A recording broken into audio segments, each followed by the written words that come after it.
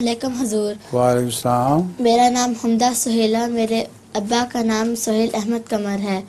حضور، میرا پہلا سوال ہے کہ ہمیں اپنے دوستوں کی پہچان کیسے ہو سکتی ہے؟ دوستوں کی پہچان؟ ہر شخص اپنے دوست کو پہچانتا ہے، آپ کو اس میں کیا دقت ہے؟ مجھے لگتا ہے کہ یہ پوچھنا چاہ رہی ہے کہ دوست مطلب اچھے دوست کی پہچان کیا ہوتی ہے؟ اچھا دوست وہ ہے جس کے ساتھ بیٹھ کر نیکی کے خیالات دل میں اٹھائیں اور جس کی باتوں سے نیکی کی تحریک ہو۔ برا دوست وہ ہے جس کے ساتھ بیٹھ کے برے خیالات دل میں اٹھیں۔ ایک دفعہ حضرت خلیفہ المسیح اول رضی اللہ تعالیٰ عنہ کے پاس ایک صوبہ سرحد کے طالب علم تھے۔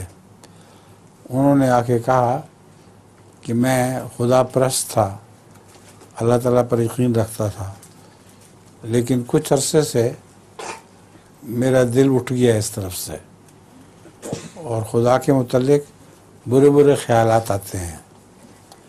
حضرت خلیفہ المسیح اول رضی اللہ تعالیٰ عنہ نے فرمایا، تم نماز پڑھتے ہو تو تمہارے ساتھ کوئی دوست ایسا ہے جو ہمیشہ ساتھ کھڑا ہوتا ہے؟